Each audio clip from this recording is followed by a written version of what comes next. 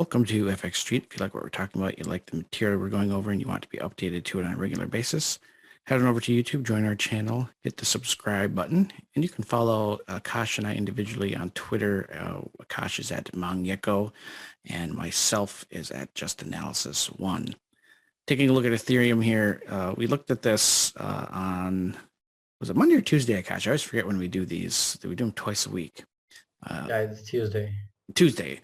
So, looked at, just if you watched the Bitcoin video just a second ago, or maybe you didn't, but I talked about this 7-week cycle in Gann analysis. It's a 49 to 52-day cycle that often terminates movements. That's Gann wrote that any move in that 49 to 52-day period that is really in one direction and at a fairly steep rise or drop, that it will likely find some type of corrective move.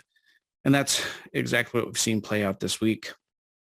In addition, there's been some significant gaps between the candlesticks and the weekly Tenkan Sen. So that's what's happening there.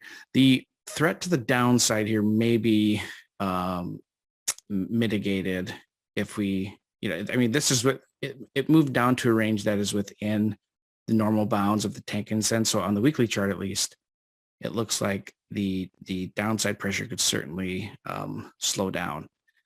But there is a threat to some deeper prices, deeper drop rather. When you look at the composite index, it's got this pennant triangle pattern that if it does dip down, then we could see it get to the 3,800 level, which is exactly the weekly Tenkan Sen, or down to 3,300, which is the weekly Kijun Sen. And the oscillators do support a breakdown below there if it happens, because they're both in relatively neutral territory. The RSI is not overbought or oversold. The composite index is fairly neutral, and if it does cross below that trend line, you could see a pretty steep drop. There is a really nice, if it plays out on this chart, the $50 3-box reversal chart, there is a really nice combination of bullish entry opportunities at 4,400.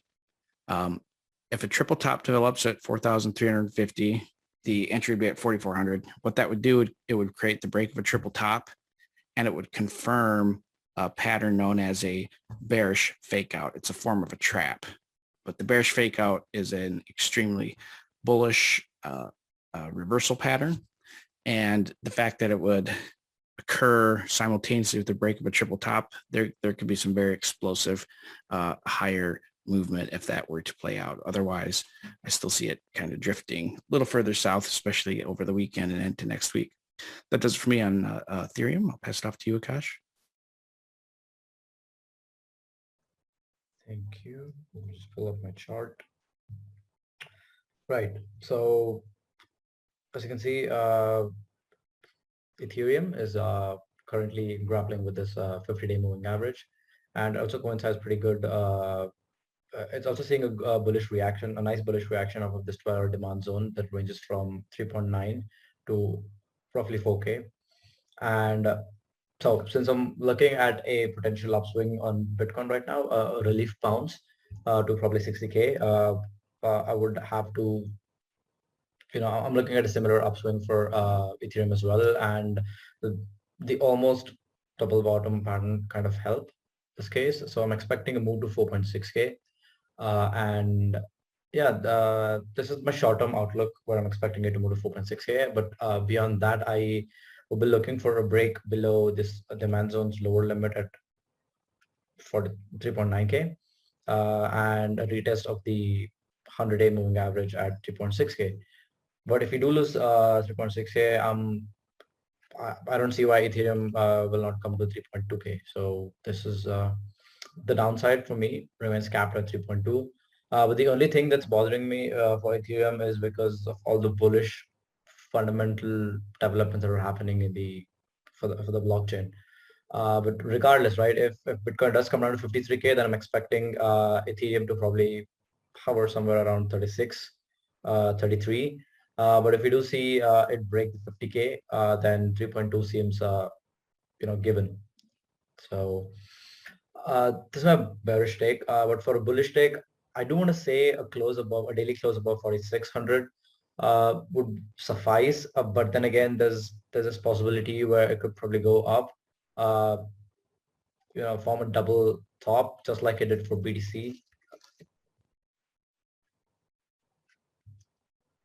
Hey, John, can you hear me? Yep. Yeah, I can hear you just fine. Yep. Okay. My internet, I thought my internet was working, right? All right. Yeah. So we could see something like this, right? A higher high, but then it still comes down. So with that said,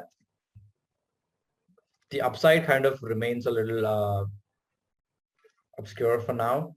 But I do want to see it close above 4,800 and see how it reacts there. Yeah, this is my take, right, for Ethereum. All We might right. even Well, get a, yeah, oh, just no, one so, sec, my bad. oh, I So thought, we might even get a, go ahead. please go Sorry. ahead. I'm sorry. Okay, cool. So even beyond 4,800, Ethereum could still, retest the 5,000 psychological level and still uh, form a double top and maybe see some kind of reaction, right? So it's not clear yet for me, but since I am looking for retest 53K on Bitcoin, I would also expect something similar, like an overall bearish outlook for Ethereum. Yeah, so I'm done, John. You can go ahead. All right. Thank you. 1 second. There you go.